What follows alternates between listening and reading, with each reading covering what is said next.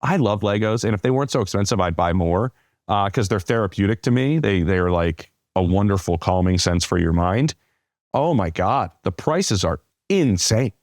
I know. We have a store that popped up here, and they have $1,000 set in there. I forget which one it was, but I was like, that's be honest. And the problem is, like, I need that stuff, James. Like, I was never good at like create your own thing. Like, my nephew would be like, here, let's build something. I'm like, well, I guess I'm building another house that's this big because that's all I can do. Like a 4-wall, like I can't do anything else. Yeah, dude, but like a normal set now is like easy $100 to $200. $200-300, yeah, $200-300, yeah. And then if like $300 for like a one that's like a step up, like it's. Do I want the Home Alone house? Yes.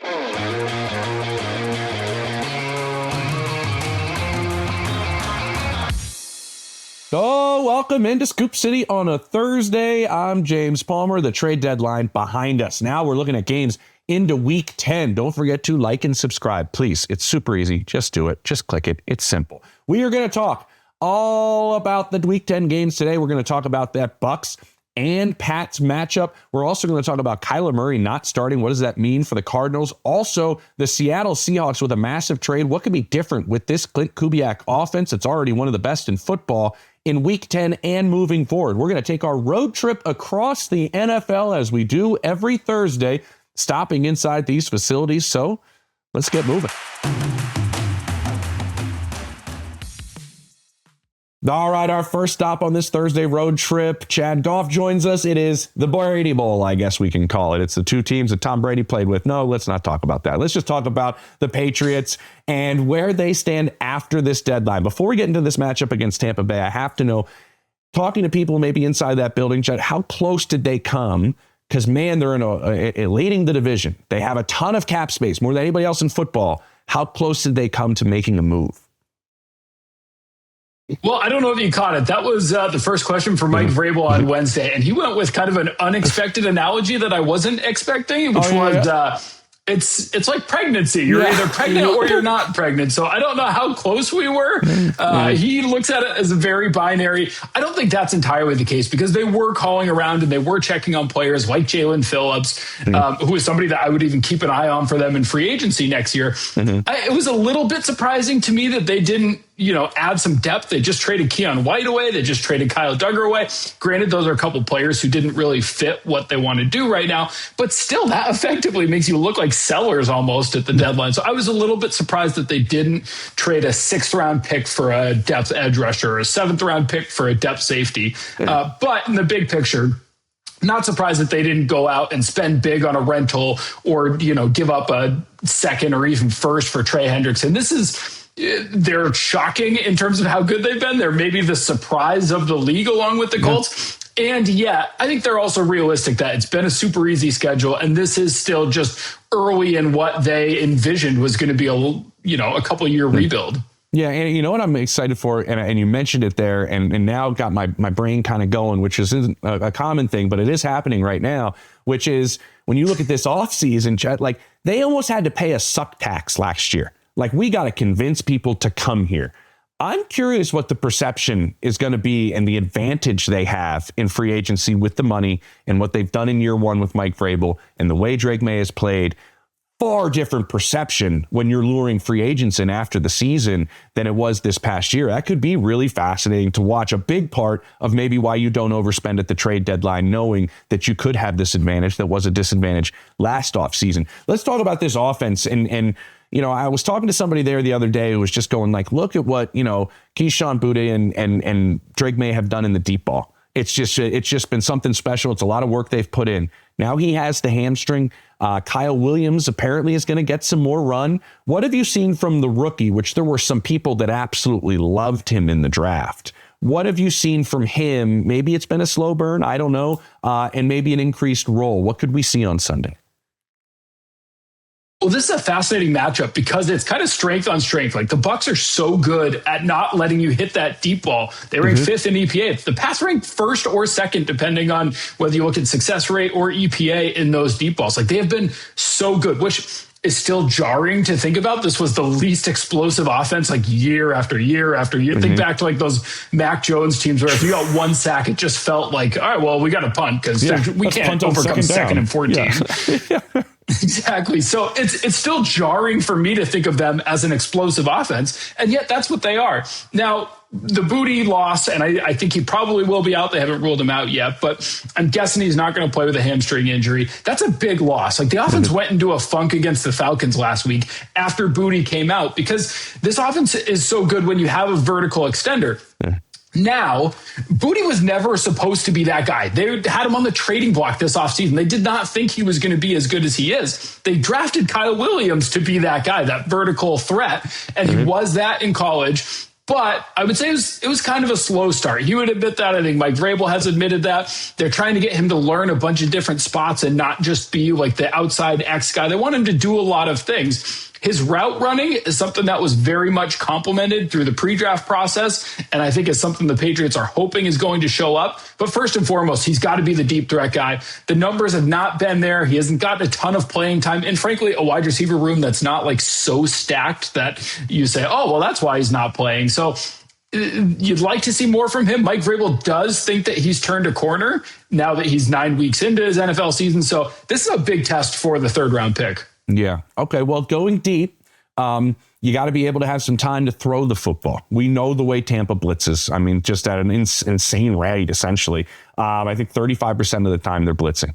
But also, Drake Maye this season against the blitz has been outstanding. Do you think they do that against Drake with the way he's playing because that is their strength, or do they change their colors in a sense because they know the way Drake has burned teams against the blitz this year? It's a fascinating matchup to watch. And yeah, I think they probably still say, hey, this is our strength. Let's roll with it. Because while the Patriots offensive line has been like shockingly, insanely good compared to what expectations are. And if you think back to last season, how tough that offensive line was to watch, by far the worst in the league, maybe the worst in like the last 5 years. It was just so bad. Yeah. Yeah, sometimes, looking away or grimacing as rookie Drake Maye was scrambling for his life. But I could see them saying, all right, well, the offensive line has been good and better than they expected. Also, look at their schedule. Like, the Falcons did do a really nice job in the pass rush, sacked Drake Maye 9 times, which, again, is another area that's confusing to still think of the Falcons as like a good pass rush team. But I think that's a fascinating matchup to watch. And I do think the Bucs will bring a lot of pressure. And if last week was any indication, like, they could probably get home. Drake Maye this week said a number of the sacks have been on him. He's taken the responsibility, and a lot of them have been as he's like starting to take off scrambling or climb in the pocket. So they've only been like 2-yard losses and not 7-yard losses, but still, that's fine when you're playing the Titans and the Browns and the other teams that the Patriots have played this season. You don't want to live that way against Tampa. Exactly. And a part of the way you can kind of help that is running the football more effectively. I know there's some people thinking this is turning a corner. Why is there some optimism when I talk to people possibly of this run game kind of turning a corner here in New England? Tepid optimism. It's slowly getting better, and yet they're probably going to be without Ramondre Stevenson again. Granted, he's had the fumbling issues, and there's a certain subset of people that might be excited about that because it means more Travion Henderson, and he is the exciting back. Like, you drafted him for explosiveness to come to an offense that has just lacked that in recent years, and yet he hasn't really gotten going quite the way that I thought he would. Had an awesome training camp, but made some mistakes in pass protection, which was frankly not his MO. Like, on that Ohio State team last year, really good pass protector. He was taking on linebackers. So surprising there. I think he'll continue to get better as he gets more comfortable. But this is probably a big Travion Henderson game, and he's probably going to get 15 carries or something like that. Oh, that'll be entertaining. I know I'll like that as a former Buckeye. Listen, I remember having that conversation. You're spot on with Maurice Jones-Drew, who was like, I'm talking to different people and I'm looking at my own eyes as a running back. Like, I haven't seen a guy come out this polished as a pass protector, like at the running back position in recent memory. But then I have kind of heard, hey, we're asking him to do some things differently than he did in pass protection at Ohio State. Pass protection at the NFL level is obviously very different than it is at the collegiate level. There's a lot of things that are coming from the defensive side of the ball that are a little bit harder to adjust and pick up on. I know they think he's in the right direction, but I know there is a little learning curve, and I think we're all just waiting because we think it's there. with Travion Henderson. We'll get a chance to see. Enjoy Baker Mayfield. Enjoy him running around, doing his thing. And do you think we have as we say goodbye here, a victory for the Patriots, and we're moving one step closer to the playoffs? They've been the most surprising team in the NFL. According to our playoff predictor at The Athletic, the New England Patriots have the best chance of making the postseason of any NFL team, which is still hard for me to wrap my head around after back-to-back 4-13 seasons. And so I think they're much, much better than I expected. And I think they're going to be good the rest of the season. And also, I think they're going to lose in Tampa. All right, there it is. Enjoy the trip, Chad. Thank you. Our road trip around the NFL on a Thursday continues. Nate Atkins joins me now, jet lagged, maybe no more from all of his travels that he has had over to London and now back a bye week. And here we are, Nate. We have Rams 49ers. I had this game circled as one of my favorites of the weekend, but what I want to get to is Matthew Stafford off the jump. Give me your sales pitch that at 37, we are going to see Matthew Stafford with an MVP. Possible? Yeah, I think it's really possible. I know he's up to 4th in odds right now on BetMGM, and it's like people are kind of on the outside starting to realize the level he's playing at, where it's not just a 37-year-old just kind of holding on and managing the game anymore. I mean, this is a big time player. This is a guy who's number 1 in the league in average throw depth, and number 1 in the league in the percentage of his yards that come through the air. And he's one of 5 quarterbacks ever to start a season with touchdown interception ratio of 21-2 or better through the first 8 games. And he's doing it at 37. It's amazing to see after he missed basically all of training camp managing a back issue. And you just wondered at that time, how much does he have left? But you come to learn that they were just trying to get him to these moments. And the back looks, it's working. You know, he manages it every day. And you do wonder, when that hit is going to happen that he doesn't come back from. But right now, with the way they're protecting him, he's got his lowest sack rate of his Rams career. It's just letting him operate an offense that defenses don't have an answer to. With Puka Nacua on one side, Devontae Adams on the other, they're using a lot of 2 and 3 tight end sets.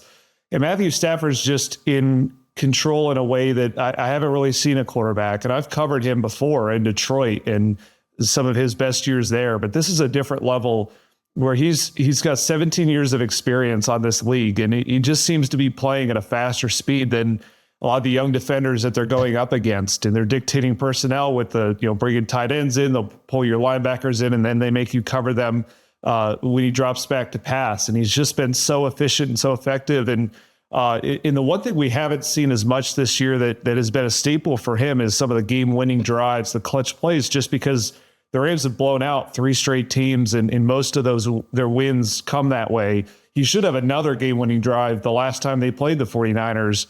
He made one of the greatest throws you'll ever see, avoiding pressure, scrambling back to his left and bombing it like 45 yards down the field at Tutu Atwell. Should have set up the game winner.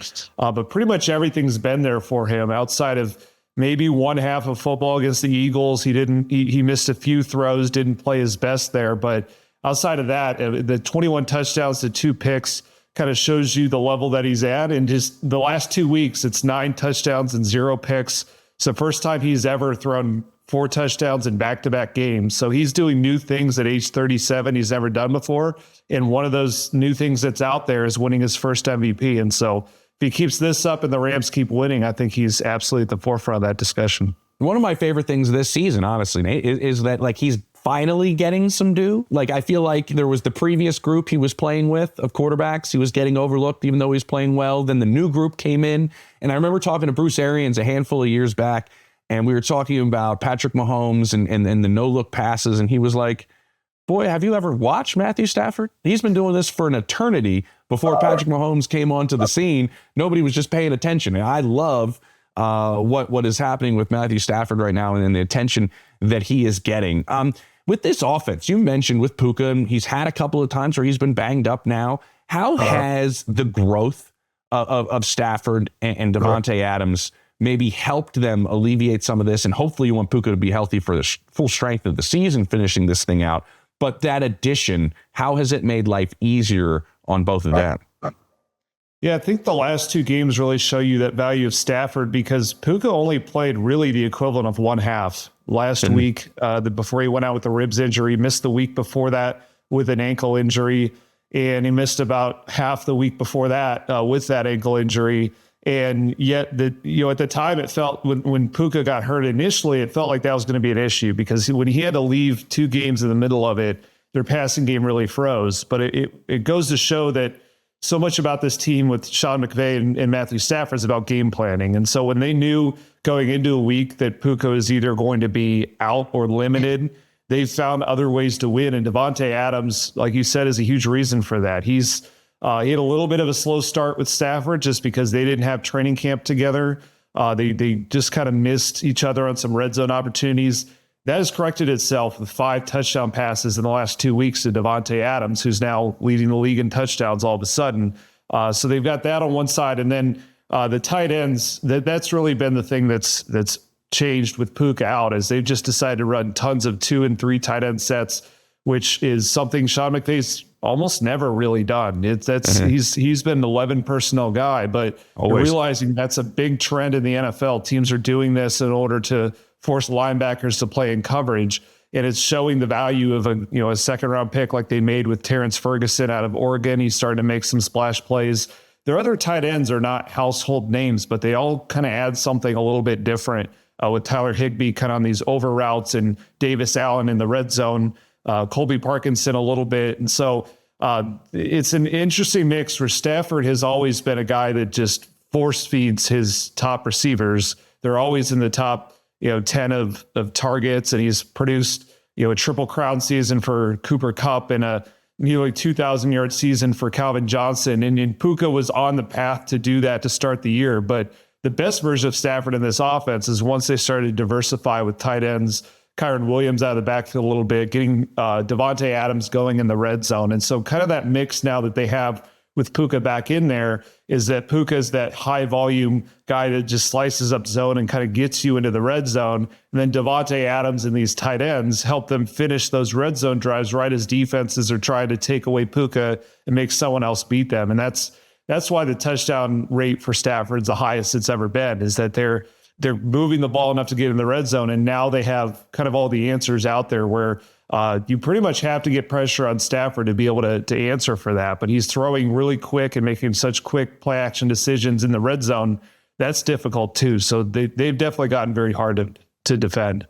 No, certainly. The one thing that stands out to me is that tight red zone and how quickly Davante Adams has been able to win for Stafford in that tight red zone. It has helped them down there as well. Before we go, the other side of the ball, obviously defending the do-it-all running back in Christian McCaffrey is a handful. We know how aggressive and talented this defensive line is for the Rams. How do you see that matchup going? Because sometimes, Kyle can use that aggressiveness against you in terms of how he uses Christian. How do you see that matchup between those two going with the really, let's just say it, like the heater that CMC is on right now, not just running the football, but catching it as well? Yeah, it's a great matchup of an amazing players on a great run and a defense that right now ranks second in the league in points allowed. Now, some of that has been that they haven't faced great offenses recently. So this will be the biggest test they've had since the last time they played the 49ers. And what happened in that game was what happens in a lot of matchups between Kyle Shanahan and Sean McVay, where Shanahan does make him pay for the aggressiveness, but he also really picks at the weakness in coverage at linebacker. And McCaffrey had a huge day there as a receiver, even though they held him to 2.6 yards a carry.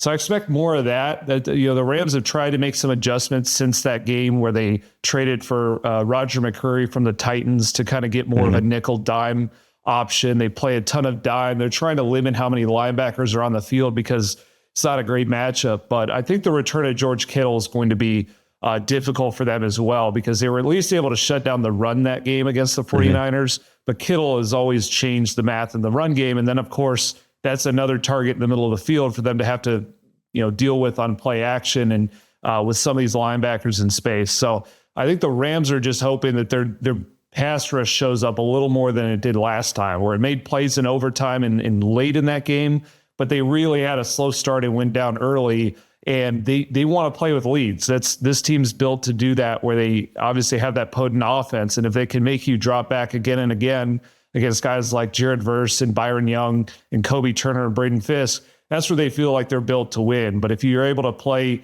in more comfortable situations against them and in not obvious passing downs, that's where you can kind of blur the run and the pass, and you can work play action and really get them. So that chess match is always fascinating when it's McVay versus Shanahan, and I feel like Shanahan's gotten the most of those. But this week, because largely the injuries that have happened to the 49ers with, Fred Warner played last time, won't play this time. The Rams are the healthier, just more rolling team at the moment. But they got to go on the road, and they've got to find a way to limit McCaffrey, or otherwise this could be a game that's kind of back and forth and shootout, and you never know what's going to happen in that case. I'll sign up for a shootout, Nate.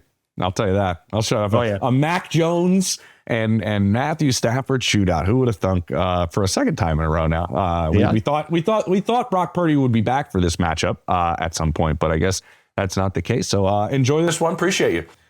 All right, moving on. We're talking Seahawks. Michael-Shawn Dugar joins us, and I have to know, this is one of the best teams in football. When did you start getting the sense that John Schneider was going to be aggressive come the deadline, and we were going to see a move on the offensive side of the ball with Rashid Shaheed? Yeah, I mean, it just felt like for a minute there that we're in an arms race in the NFC. Mm-hmm. You could feel it with some of the other teams making moves. Both the teams in the division that are atop it made moves. The Niners went out and got help. The Rams went out and got help. It's hard to imagine John Schneider sitting there going, well, we don't need any help, and they didn't need a receiver, to be very clear. But, at this point, you just got to make your team better because it is so narrow atop the NFC. And John, he's always done this. You can go back years and years. He's been around since 2010, so the sample size is very large, all the way from a Marshawn Lynch in 2010 to a Ernest Jones in 2024. John kind of keeps the piggy bank stocked, in the seasons for times like this, for a rainy day, to get a Sheldon Richardson in 2017, to get a Dwayne Brown in 2017, to get a Leonard Williams in 2023, to get a Quandre Diggs in 2019, to get a Carlos Dunlap in 2020. So I'm never surprised when John makes deals. I mean, look at all the ones that just rattled. That's off the top of my head. There could be more. So this is what he does. He sees something, and he's not just one of those guys that stands out as well. John's not one of those guys who just only tries to fix a problem. Sometimes, which is the case of the guy we'll talk about, sometimes it's like, I'll strengthen a strength. That's part of making my team better too. I find that fascinating because you don't necessarily always see that. You usually see people trying to put Band-Aids over a wound at the trade deadline versus, making just an already good part of their team better. Yeah, it's where's this hole? Where's the leak in the boat? How do I fix that? No, how about we put our foot on the throat of the opponent a little bit further by getting ourselves to be even more dynamic as an offense? So I'd love to get your take on what we will see out of this offense. Obviously, it's well known that Shaheed knows Klint Kubiak's system. There was a lot of dynamic play before they were littered with injuries last year in New Orleans with him playing for Klint. How quickly do you think he can get up to speed? And how do you think him and JSN are going to be used as we see him on the outside so much in terms of JSN, 80% of his snaps out there? How do you see this offense operating? And how quickly already against the Cardinals could we see Rashid being used? Yeah, it really the quickness just comes down to his mental capacity. I've only just met the man the other day, but the offense is the same. He said that the playbook's the same. Most playbooks are the same, to be honest. They just call it. You call this post corner concept something else. You call it blue. This other team calls it apple. And that does help that you have Klint, because he can say, well, okay, we were calling it banana before, but now this concept. It's a great point. We call it cheese. And, if Rashid's a super smart guy, which he seems to be, say, okay, well, it's running cheese now, So I think that'll help quite a bit. I mean, it helped Ernest Jones with his transition last year. He came from the Titans, and their DC came from Baltimore, kind of came from that same tree. So he got over here and was like, okay, we call this blitz this. It's just this now. You get it. And Ernest played, I think, every snap against the Bills when he showed up here in the middle of the season. So I imagine that experience will help Klint Kubiak and Mike McDonald get Rashid up to speed. How they'll use him is interesting because the Seahawks have one of the most run-heavy offenses in the league. According to True Media, they lead the league in design run rate. And yet they also have the league's leading receiver in Jackson Smith-Njigba, who also has the highest target share in the league, with a pretty big gap between him and second place, which is Jamar Chase. So you got a team that doesn't throw it very often. And when they do, the bulk of it goes to Jackson Smith-Njigba. Yeah. Now, what is correlation, causation discussion there? Like, are they throwing it because they're just trying to get it to Jax because that's the plan, or he's the only guy who can get open? A combination of the two. I think that the answer to that, the root cause, will determine how effective Rashid Shaheed is. Do they start designing plays for him? Because if they just keep designing plays for Jackson as the number one option, I've seen Jax run routes. The world has seen him run routes down 3 primetime games. He's going to be open. So if Shaheed's just the secondary option, if he just takes over as the secondary guy and all these concepts, how often is he getting the ball?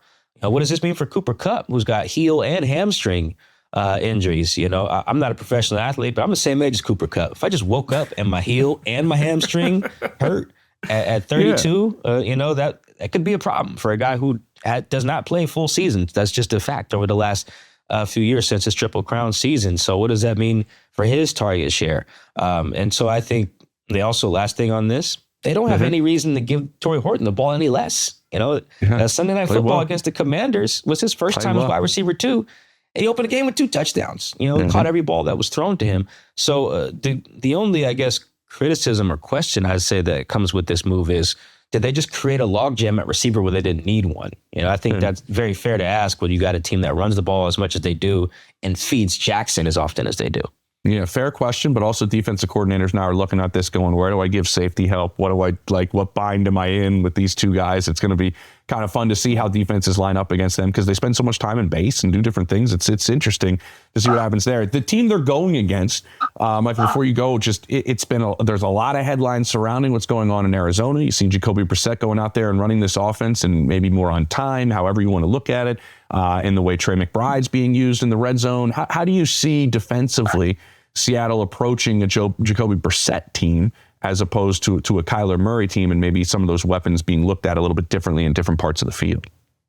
Yeah, I think as funny as this is to say in 2025, Jacoby does unlock every part of the field in a way that Kyler Murray just was not. The film bears that out. The numbers bear that out. Marvin Harrison Sr.'s temperament bears that out. You can just watch a Cardinals game and see, this looks different. Now they're using the middle of the field, using the deep part of the field this year, which is oddly a place Kyler was struggling for the first part of this season, which I didn't expect as someone who's been watching him twice a year since he got in the league. I've seen him heave it down the field. So to not use a Marvin Harrison, to not use a Michael Wilson, who's a good complementary weapon too, was very strange. I think Jacoby is it's weird. We're in this paradigm shift among quarterbacks where you want guys who can move. You don't necessarily. We're moving away from like a Matt Ryan type or Drew Brees. Where you Stafford's still there, but exactly. Yeah, I mean, they're still there, but Stafford's got a gray beard, right? Which shows you how much closer he is to the previous paradigm than he is to Jaden Daniels. But at the end of the day, quarterback does not change. We're watching all these young guys and watching them get drafted, and then watching even a Caleb Williams get touted as this hot thing in his draft class. I'm just reminded what Pete Carroll would always say, Mike, I just need my quarterback to throw a catchable ball. That's the first goal. All this running around you can do, all this off-script stuff, that's fine. That'll get you on highlights. That'll get you a Nike sponsorship, whatever. That's cool. Can you stand there and throw a catchable ball? And that's what Jacoby does. We see it. He throws it to Trey McBride. He throws it to Michael Wilson. He throws it to Marvin Harrison Jr. And I think the Seahawks they're going to have the whole field on lock, which is harder to do than it was with Kyler. I think the last thing, it works in their favor, though, is they can change their rush plan. When you rush with Kyler, you kind of got to have at least one of the 4 up front say, hey, if he gets to run in, go chase him down. With Jacoby, he is going to stand there. So now you can have a more normal run your games, run your stunts. Guys can come upfield with more confidence because I love Jacoby, but he ain't running away from nobody. So I think that it's a big difference than week 4. This will be an entirely different game to me, and I actually expect it to be a competitive game on Sunday. I love it. It's funny. What you said kind of reminded me of when I talk to receivers and guys maybe that are retired or whatever. Go, hey, what'd you think of quarterback X? Or what'd you think? They don't go like, you know what, man, that guy could run around and make plays. They usually always the first thing to say is, man, I love the way he threw the ball. Like I could do something with it after he got me the football. It's funny. I just started thinking about that with certain guys of say Emmanuel Sanders. Man, I love the way he used to give me a ball that I could do something with. Like that's what stands out to the guys that are catching it. Before you go, I have to say, put your John Schneider hat on. If you were running the Seahawks, what would you have been looking at to possibly also do? I can see John rocking that, right? What would you also have looked at before this deadline that maybe in the most competitive division we have here to make this Seahawks team better that you might look at as this year goes on? Yeah, I would have looked around, depending on the health of Ernest Jones IV and his knee injury that he suffered on Sunday Night Football. If that was severe, which we don't know as of right now, I would have called around to see if there's any inside linebackers that could help me plug that hole, because that is a pretty big hole. If Ernest has to miss this game or the next game against his former team, the Rams, these are big games. The NFC West, you just can't afford to drop any games here, particularly at home, which where the Cardinals one is on Sunday. So I would have maybe called around, call the Saints again and say, hey, can you put DeMario Davis on that same Delta flight up here, or can you call the Dolphins, since they're finally having that fire sale they should, and say, hey, just Jordan Brooks, does he still have a North Face coat, or did he get rid of that stuff when he moved to Miami? We could use him. He's got some familiarity with the area they drafted him in the first round in 2020. Or if you weren't going to do that, I wouldn't have been opposed to upgrading your pass rush. They have one of the best pass rushes in the league, but it can always be better. John Snyder's friends with Howie Roseman. They believe in the same thing. You never have enough DBs, never have enough pass rush. They both believe that pretty fervently. So I would have called around and maybe thrown Boye Mafe in a deal to get a guy back. I think that would have been really good. Boye is on an expiring contract. I would be surprised if they brought him back. He's a pressure rate guy, but not a sack guy. He doesn't have a sack this year. So there's some other moves. I'm sure John was doing all of this stuff. It takes two to tango, though, and pass rushers aren't cheap. And I don't know if they would have been able to get JB, or if Ernest Jones is healthy, they don't need him. Yeah, John is not one that's lacking picking up the phone by any stretch in terms of where GMs stand. Michael, appreciate it. Nobody covers the Seahawks better than this man right here. Make sure you read everything he has on The Athletic. Appreciate it. Enjoy the game Sunday, man. I appreciate you. Thanks for having me. Road trip in the books. Now we're moving towards fantasy. Coming up on Scoop City on a Thursday, Jake Seeley, as always. What are his PS2 top 10 games of all time? He'll give us those. And also, we will still revisit the trade deadline. Couple of receivers that are in new homes. What does that mean for your fantasy team? Jake Seeley coming up. All right, welcome back to Scoop City on a Thursday. James Homer back with you, and it is a fantasy time. So we are going to bring in Jake Seeley, as he always does, talks about a certain list as well as breaking down some tremendous fantasy moves for us. But we're going to start with this list. And I'm sorry, Jake, I can't help you with this one. It is your PS2 best games ever. You're looking at a guy who in college, if we're playing GoldenEye, I'm the guy that's running constantly into the corner. And then there's somebody directly behind me with a sniper rifle or something that's just going to destroy me immediately and had no clue what was going on. I still am on a Nintendo stance. My Nintendo still works. You have to put the Game Genie in with it, but it'll hold the game in, and my Nintendo games will still work. So I will someday down the road beat Super Contra, but that's where I'm at. You're on PlayStation 2 and probably beyond. Give me this list. Oh, I'm actually really surprised. I thought you were more in this world. I wore the wrong. I wore knowing this half the battle. That's what this is, by the way. I was the G.I. Joe guy, of course. So there you go. I have a T-shirt upstairs that says "Video Game Tech" and it's a Nintendo cartridge and just air being blown into it. That's me. That is me. See. 100%. But yes, for everybody out there that actually did play PlayStation 2, which, by the way, I had a guest on my podcast yesterday. He goes, "Oh, I played it. It was my dad's." And I was like, "Well, thank you for making me feel ancient and like I should have grandkids at this point." Wow. Yeah, I know. But God of War is on the number one on the list, and the Metal Gear Solid series is number 2. So those are the big ones. Big shout out if you did like Zelda.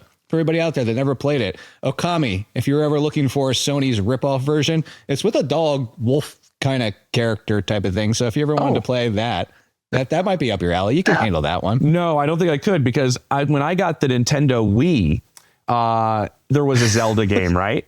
And there was a Zelda game, and I was like, I was like, I'm going to get into video games. I'm going to do it. And I was playing this, and I'm playing forever, and I go back, and obviously I'm working in a TV studio, so every editor, every graphics guy are like the greatest video game players of all time. And I'm like, guys, I'm playing Zelda for Wii. Just got to find this cat. And they're like, bro, that is the practice training ground You still haven't left like the learn the controller area. And for 2 days, I'm trying to find this stupid cat, which is just supposed to teach you how the game works. And I was like, yep, let's go back to swinging it. Wii tennis or whatever I was doing. We got to move on from this. But by the way, the Wii default like menu song and sports song, bangers of a soundtrack. Yes. My wife actually hates me that anytime I hear it, I let it play and she gets aggravated every time.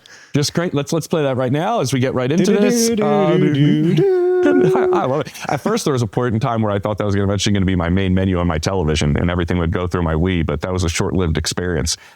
Let's get to a couple of these wide receiver trades. We have similar compensation, but a little bit different for Rashid Shaheed goes to Seattle into an offense that he knows, and you would think he could hit the ground running right away because of his familiarity with Klint Kubiak. And then you have Jakobi Meyers, who we can get to next, but I want to focus first on Rashid Shaheed. What do you see happening now that he's with Mr. Deep Ball himself, Sam Darnold, and in an offense that he knows? Will this just happen right away? Yeah, it also one of the things is pouring one out for Torrey Horton. There's a lot of excitement there, and I like Torrey Horton. I'm in Colorado right here. CSU there guy. You go. Yeah, I was really excited for everybody out there. If you're a keeper league, don't throw away Torrey Horton, but you can pretty much throw him away for this season because you brought it up. We know Kubiak used him last year, that being Shaheed. Like Derek Carr doesn't throw the best deep ball. He throws an okay one for like when he played. Like he got too much hate, you know that. But at the same time, what did we watch last year when he was out there? Deep balls to Shaheed, deep balls to Shaheed. Kubiak schemes his system, which you well know, a lot of crossing with his running backs and his tight ends, and he sends 1 to 2 people downfield. Obviously, a lot of times it's both wide receivers, but that's where I'm with you. I think Shaheed walks in and immediately steps in as the number 2. Maybe it's not 90% this week, but even 70% of the routes, because like you said, he knows the system. Kubiak knows him, part of the reason they traded for him, and he's now their clear number 2, which just pretty much throws away any hope of Cooper Kupp having any value for the rest of the season for fantasy purposes. But yeah, I think that you can immediately put Shaheed in your lineup. There's some risk, but after this week, once he's fully 100% incorporated, I think you're looking at a consistent wide receiver 3 every single week, which will be in the names of Troy Franklin, Kayshon Boutte, where any given week you have 20-point upside, and worst case, your floor is maybe 5 or 6 points. Okay, let me ask you this before we go to Jakobi Meyers. JSN owners, do they think this makes them increases their points for JSN because now you have somebody on the other side that needs to draw some focus, or do you think your numbers may go down a little bit if you have the number 1 receiver in football? So I know what you're doing because everybody asked this. It's the trap of the overthinking. It's like you can paint it every different direction. Start them. I'm just curious. Yes. No. I know. But I was saying like, you know, the answer is what I'm saying. Like, you know what you're leading into is everybody always sees this and they're like, well, a better wide receiver means less coverage. And well, they're like, well, a better wide receiver means fewer targets. And then you can paint it 18 different directions. The point being here is JSN and Darnold in this offense are so good. You're not worried about it. And Jordan Addison is a good example of look at how good he did on a touchdown rate last year with Darnold. Didn't hurt Justin Jefferson by breaking out last year. So all that being said is maybe JSN loses 1 big target every 3rd game or maybe 1 touchdown. Don't worry about JSN. Okay, it doesn't sound like you painted 18 different ways. It sounds like you painted it one way, and I understand it. This is a paint by numbers situation here, Jake. Over to Jakobi Meyers, we know we have Travis Hunter on IR. We know that Brian Thomas Jr., some teams are sniffing around to see if they could trade for him. He was kind of available there. What does Jakobi Meyers bring to this offense? It seems like they are raving James Gladstone about the arrival of Jakobi Meyers. Interesting sentence. And yeah, raving with the term I'm sure you saw, they called his superpower being able to catch the ball. Like, I wonder if that's a shot at somebody else. I was going to say shots fired, throwing people under the bus over there. Like Jakobi Meyers is still Jakobi Meyers. And why I say that facet is because for us in fantasy, he's a wide receiver 3. Like he's just going to go out there and produce. He's in the same tier as Shaheed. The difference is you're going to just get 8 to 15 points every single week from Jakobi Meyers and know what you're going to get. Shaheed's going to be the volatile 25 and stuff like that. So Jakobi Meyers, as long as Brian Thomas is out, will be the number 1. But even with Brian Thomas back, he'll be the number 2. And I think the bigger thing here, similar to Torrey Horton, all that excitement for Parker Washington gets muted. At least I wouldn't say don't use Parker Washington at all this week, but where people were excited for him to be potentially top 30 at wide receiver, maybe he's more in the wide receiver 4 range, assuming Brian Thomas is out. Once Brian Thomas comes back, then you can kind of toss away Parker Washington, unfortunately. Okay, what seems to be always frustrating, by the way, just side note, it's like, that Jacoby Myers is going to bring the exact same type of play every week. The issue is you don't know which Trevor Lawrence is going to show up each week. So the offense kind of goes like this, even though your receiver might be a very consistent type of player like they are thinking they're getting with Jacoby Myers. Speaking of consistency, that's kind of been Jacoby Brissett right now. That's kind of the way he's played with this offense. How does this impact fantasy lineups? I'm kind of looking over there at a certain junior going, is this now a much more viable player? And Senior had some words, by the way, who never says anything, but certainly was out there talking before this last game, and his son got some targets.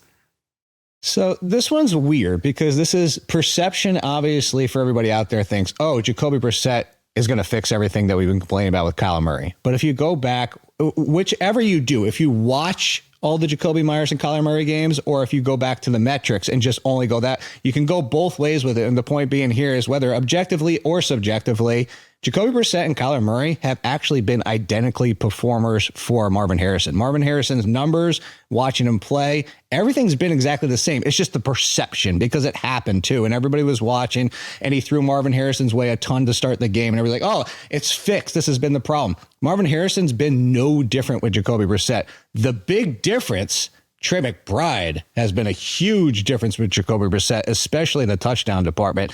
But I will say this, and take football aside of it. And I don't want to be like 2025 and I'm sounding like the youths and all that type of stuff, but there's kind of like a vibe. Like it feels different with Brissett. And it feels like even though everything's been identical with Marvin Harrison, with Kyler Murray, is maybe just the field. Like Scattaboo when he was running back in the backfield for the Giants. There's just something to be said for like what it does for the excitement for the team, the feel for the team. And maybe it is a little bit of stock up for Marvin Harrison, maybe a little bit, but I say the big winner here is the Trey McBride situation where he is going to be in the name of Brock Bowers like he was last year as so good at tight end. You can even start him in your flex as a wide receiver. Oh, look at that. I don't mind that move at all. I do remember Trey McBride saying after that last game, there's a certain confidence and feel in our huddle when Jacoby is in there that kind of gives us that vibe. Ooh. Also, Brock Bowers this past week. Outstanding. Yeah. Real quick, I'm going to put this on record so everybody can hear it. Should I start Kenneth Walker or Tyrone Tracy as my other running back opposite of James Cook? So you have two split backfields, right? Okay. Whose offense do you like more? Well, obviously, I like Seattle's offense more. Kenneth Walker, every time. Okay. The problem is Brian Dabolled us. He's like, you know what? Every single double-digit carry game for Tyrone Tracy last year, double-digit points in fantasy. He looked great. Everybody's like, oh, super excited. And it's like his only issue is fumbling. And then it's like, he comes out this year and it's like, okay, cool. We're going to go back to Tyrone Tracy from 2024. Nope. We're going to go to a 50-50 split with Devin Singletary because he can't break up with Devin Singletary. So if you're giving me a split backfield, I'm going to take the better offense and I'm going to take the person who has tons of explosiveness and Kenneth Walker. I do appreciate my forward thinking. I feel awful for Cam Scattaboo, but I was like, you can't keep running like this. Something's going to happen. So I picked up Tyrone Tracy like 2 weeks ago. This has nothing to do with anything. Did you see the clip on Instagram with the dude that's Cam Scattaboo coming out of the surgery and he's in a wheelchair with a helmet on and immediately runs into the wall on purpose? That's not. But I can picture it in my head, and that's kind of the beauty of it, honestly, without even seeing it. That's the best. He's Jake Seeley. He knows everything. I'm not going to lie. The list, I feel like you have more hours in a day than I do. Appreciate it, brother. I will text you this weekend if things don't go well with my fantasy team. I expect it. All right, perfect. Coming up on Scoop City on a Thursday as we round things out, the most unbelievable stat you will ever hear in the history of your lifetime. What is it? Stay tuned. So welcome back to Scoop City on a Thursday. As we wrap things up, I did promise you the greatest stat that you will ever hear in the history of your lifetime. Yes, dramatic tease. Yes, accurate as well. We all know Derrick Henry is one of the greatest running backs in the history of the NFL. We also know he was an outstanding running back at the University of Alabama. But he was also maybe the greatest running back in the history of high school football, with the high school football record that he finished with in 2012. With 12,124 career rushing yards as a high school running back. Well, there is a chance that a young man, Miles McLaughlin, at Knox Community in Indiana, has a chance to break that record. Yes, Miles has a chance to break King Henry's record. He has 3,603 rushing yards just his senior season. He's averaging 327 yards a game. So to break Henry's record, he has to play all 4 games, which would be going into the state championship game and playing in that, which would allow him to have an opportunity to break this record if he averages over 280 yards a game. And he would then break that mark of 12,124 career rushing yards in high school. Actually, Derrick Henry was on my friend Kay Adams' show recently and said he has seen Miles run the football and he knows of him. I don't know if he's going to give Miles a shout out if he breaks it, or if he's going to pop champagne if Miles doesn't break it and he holds on to the record. But nevertheless, Miles McLaughlin is on a hell of a tear right now. And even with the thought that he could break Derrick Henry's all-time high school rushing record, these numbers are just astounding. Again, I'll say this, 327 yards a game during his senior year right now. My fingers are crossed. I'd like to see Miles break it. We'll update it in 4 weeks to see if he does. That was Scoop City on a Thursday. Hope you enjoyed yourself and enjoy your Week 10 football games. Thanks for watching Scoop City. Don't forget to like, subscribe, and feel free to leave a comment. New episodes of Scoop City drop every Monday, Wednesday, and Thursday.